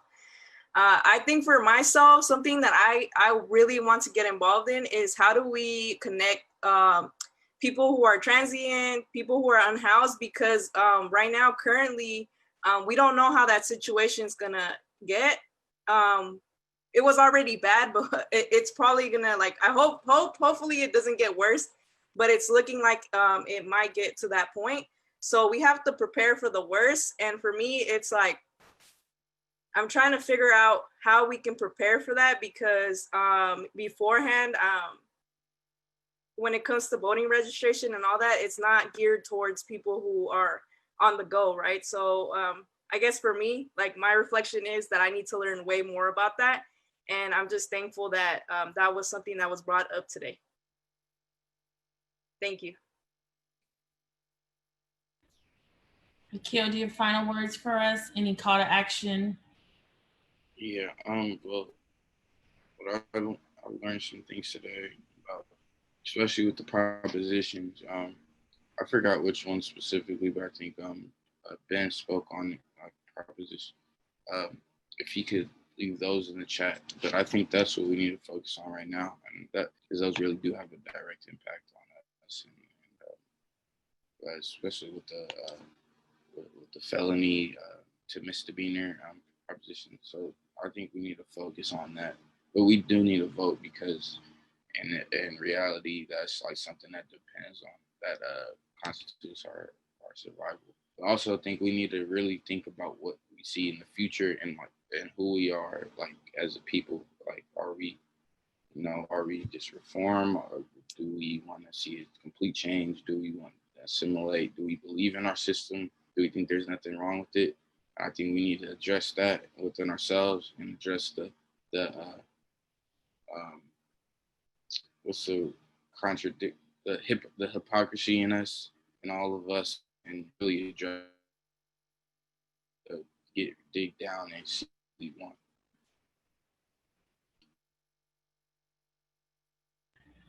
Thank you so much.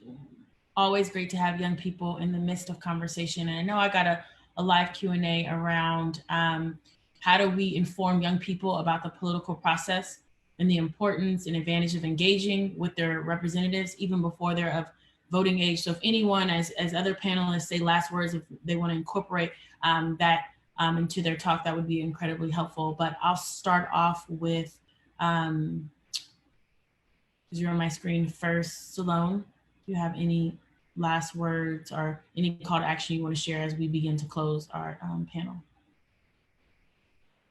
Okay, closing words, super humbled to be on a panel full of such esteemed folks. I'm thankful for you guys for the invitation. A call to action and last words would be to get 3 people, make a list of 3 people in your network that you're gonna make sure is registered to vote. Make a list of 3 people. Let's do this vote triplet thing right now that you're gonna make sure is registered to vote. And those same 3 people, make sure that they actually vote. That would be my call to action. Once again, super humbled to be on this panel. And thank you, Ayanna, for your moderation. Thank you so much. Maureen, last words for us. I know you, for you all that wanted to get engaged, that are watching wherever you are on Facebook or on Zoom, Maureen has definitely left her contact information if you want to get in contact with her. And I think all the panelists should do that because you all brought something today. Yeah, so first of all, thank you so much for making this platform available for us to have this really important dialogue. And I think it goes without saying that this is a really critical time. Just a few weeks ago, the global community took to the streets and chanted Black Lives Matter. And I think that we have to keep that same energy, right? Because all of a sudden, now that we get to this November election, you see those numbers start to dwindle. And then when we start to talk about very specific legislation, those numbers get even smaller. And so as Black people, if our Black lives really matter, we have to begin to make people recognize that we want some tangible things and not just performative actions, right? Protesting is performative, but we need transformation. And so what our call to action is several things. One, check your status to make sure you're registered to vote. If you're not registered to vote, register to vote. You can do that online. But I also want us to become very educated. Don't just register, don't just vote to vote. And I understand the critical nature of where we are in this time, but someone asked, how do we begin to teach our younger people about voting before they do that? One thing you want to do is you want to empower them with their votes. You don't want them to think that their vote should just be given out any way. Begin to educate them. One, yes, you do vote. Educate on the history, especially in the Black community, of why we have that right, how we should exercise that right. But start them very young with understanding the legislative process so that they understand that on the other end of your vote, this is an exchange, right? You give them your vote, they give you something in return, and teach the younger people, the younger generation, about how to do that. The proposition that's on the ballot measure, Prop 16, the repeal of 209, people didn't want to touch that. The legislator didn't want to touch that. That was started by myself and a few other Black students who said, you know what, we want to change the law. And so young people need to understand that they can change their community. So teach that part of it. They're not just stuck. There is no, we're just stuck with what we have. We have a lot of power. Empower them to understand what that looks like by having those conversations. And if you don't know, find somebody that does, and then everybody get educated. Thank you so much. Servant B.K. Woodson, some last words of encouragement, call to action for everyone that's watching. Yeah, in addition to what Sloane and Maureen said, absolutely, definitely, I say do that. And I won't repeat it, but that's totally important. I'd ask that every gray beard, everybody who has gray in their beard, everybody who, use Clairol or whatever, make sure they filled out the census. And don't just ask them, but maybe help them. Take your smartphone over to your grandparents or some of your aunties or whatever, and get them, make sure they filled out the census, and help them understand it's not about people or the government trying to figure out where you are, what you're doing. It's about getting resources back to our community. And whatever you do, vote and then take over. I love that. Joel, are you still with us? Yes, I am. And I'm actually wrapping up cutting my son's hair before he goes back cross country. So That's what for black me, fathers do. right. Oh, pause that right quick, son. So for me, on the main thing for me is do it for the kids. That's a motto that I got from Youth in Government. Lori Roberts was one of the first people in the chat here when I was in Richmond at the YMCA. She hired me for my first job. I showed up with a wave cap on. She told me to take off my wave cap because they'll never hire you like that. And then she hired me. But they also put me in the Youth in Government program, which is when I got to go to the California legislature. And my first question was, if we're poor, why do they have gold and marble here? How can they do that with money while people sleep on the streets? Other people didn't have those kind of questions. I did because I saw that contrast immediately. So young people see those kinds of contrasts. This is my son. He is 10 years old. I'm very proud of him. I stand right now between him and my grandfather. My grandfather risked his life to register people to vote in the Mississippi Delta so that these babies could be here. He also literally shot 2 white men for threatening his children and survived long enough to pass that story down as well. I don't plan on doing that, but what we should be doing is empowering these children to understand things. Last thing I'm gonna say, who I'm following for political leadership is these children. My son, my nephew, my niece. I took my son to the United States Congress in 2016 when he was 6 years old. And I interned for Barbara Lee when I was in college. And so they let me into the office. He got to sit down in her chair and look over the Capitol.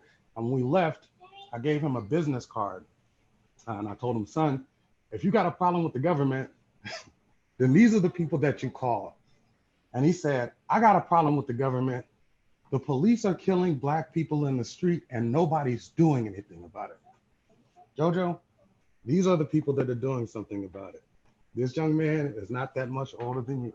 And he organized a protest with 15,000 people to make sure they stop killing us. And so it's not over yet, but it will be. And the only way that's going to happen is if we invest in young people and listen to them. So that's what I'm excited about.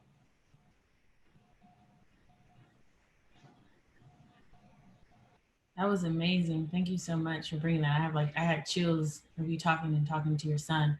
I don't know how you come after that, Pastor Ben, but I got to turn it to you for just last thoughts, knowledge, wisdom that you have for everyone that's watching that has been so inspired by today's conversation. I think everybody has said it all. I just have 2 words as we approach this election: Black agenda, Black agenda, Black agenda. 5 main pillars that I think we need to be having in our mind is thinking on every level, which is, what is your plan for educating our children? What is your plan for resisting the gentrification that is taking away our communities and leading to people being unhoused? What is your plan to confront mass incarceration that has become the new plantation system? What is your plan for reparations and actually to move wealth away from these hyper-capitalistic white folks and the banks into the hands of Black people vis-a-vis reparations? And what is your plan to stop police genocide? I think if we focus on those 5 pillars, a Black agenda of dealing with the miseducation, the gentrification, mass incarceration, reparations, and ending police genocide, then I think we have an opportunity to really advance the agenda. The last thing I would say, I'd encourage all of us, watch the Democratic National Convention this week. That next week, watch the Republican one too, as much as you can stomach. Watch these people, because you need to keep them in mind. But I also want to encourage you, on August 28th, watch the Black National Convention. That will be streaming online, led from the Movement for Black Lives. You can go to m4bl.org, and they'll be talking about the Black agenda. It's a way where Black people can get together and talk about what we collectively want to challenge of this supremacist system. Thank you so much. That is awesome. There's, as you all know, there's so many organizations that you can get involved with. All the panelists have left their information. As you all know, feel free to reach out to Allen Temple's public ministry. They are doing incredible work to make sure that everyone in our community is informed and know about the Black and Brown agenda and working with folks to craft what that is. So I have some important dates I want to share before I wrap up and turn the mic back to Sister Fuller. October 19th, everyone should know, make sure this is blast. That's the last day to register to vote, October 19th. Please mark it in your calendars, tell your friends. That is the last day to absolutely register to vote. September 24th, mail-in ballots go out. As you all know from previous elections, there will be a sample ballot and then, official ballot. There is no more sample ballots. The ballot that you get in the mail when ballots go out September 24th is the official one. So don't get food on it. Don't lose it. It is so, so, so important. And mail your ballots in as soon as you get them. As soon as you get them and you figure out who you want to vote for, make sure you mail those ballots in as soon as possible. There were some other things that we just want to provide clarity, and I'm hoping that Reverend McCants put some of this in the chat because they are rather lengthy. But we want to make sure people know if you are not in prison or on parole for a felony conviction, you can vote. It's a super misnomer in our community. So make sure your folks know about that. There's also, one of the questions is what type of help is being provided for senior citizens to make sure that their ballots make it to the polls on election day. As Sister Fuller mentioned, the public ministry is currently working on providing transportation and pickup ballots and deliver them for senior citizens. So please make sure that you're tapped in with the public ministry at Allen Temple. And can students who will be 18 before the end of 2020 register to vote for the next election if their specific birthday occurs after the November election? And as you all know or don't know, for the state of California, you must be 18 or older on election day to register. But you can pre-register to vote at 16 or 17. And if you do, you will automatically be registered to vote on your 18th birthday. So you don't necessarily have to make sure to do that on your 18th birthday. So a lot of information. Reverend McCants is putting that into the chat box for you all, but it has been a privilege to moderate this incredible panel. I don't even feel like I have to do so much work because the Spirit had led you all and you had incredible things to say. I'm inspired to get out there and make sure that my voice is heard. And as you all know, I have to say this moment of personal privilege. I am a member of BWAPA, Black Women Organized for Political Action, and we do incredible work because we know Black women hold it down. And so we're doing a campaign on check your voting status and working with and mobilizing with many different community organizations, 100 Black Men, 100 Coalition of 100 Black Women, the Oakland Chamber, the NAACP, and many other groups to make sure that our folks are informed. So yay to Black women. Thank you all. And I will turn it back to Sister Fuller. Wow. So one of the things about being a great leader, you have to be an active listener. And I've heard so much from some great leaders today. Maureen, you just was dynamic. We appreciate you taking the time out your busy schedule. We know that you do a lot, but to all the panelists, Reverend Ben McBride, thank you. We know now that it's not a chess game, it's a checkers game. We appreciate that. Anyway, I just want to thank everyone on the panel. Reverend Fuller is bothering me over here, but we are grateful for everyone that showed up today. So grateful for our pastor, Senior Pastor Dr. Jacqueline A. Thompson, who made it possible for us. And we can't forget the entire public ministry. There's so many people that played a part in this. Dr. Ali, thank you so much.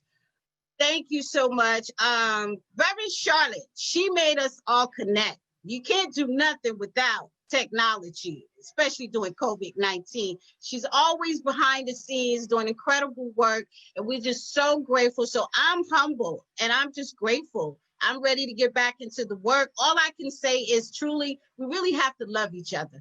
We have to unite together. If we don't do that, we can't get the work done. So we have to build power by loving on each other and working together. That's how you get it done. We can't do it individually. We have to come together. There's so much that we can go to Reverend Ben McBride for. There's so much that we can go to Faith in Action East Bay for. It's just so many organizations out there. So I ask that we all come together as one in love and get it done. And Reverend Jeremy, don't let me forget you, but It's a lot of work organizing, but it was great working with you, and we got more work to do. So thank you for that. So our moderator, thank you for doing an excellent job. We appreciate you. You're so flexible, and we appreciate you. I hope I haven't left anyone out. Akil, thank you for showing up. You know, you said some inspiring things, and I want you to know the young people are watching you, and we're listening to you, the X generation. We're all connected. And so I don't know if Pastor Jackie is on, but I would love for one of the reverends on the screen to send us home in prayer.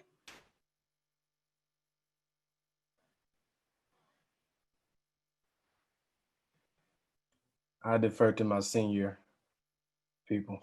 Amen. So either Servant BK or Reverend Ben McBride. Amen. I give the table to y'all. Yeah, Ben did that. Let me bow my head. I peep game. I'm never scared. I'm never scared about praying. Let's pray.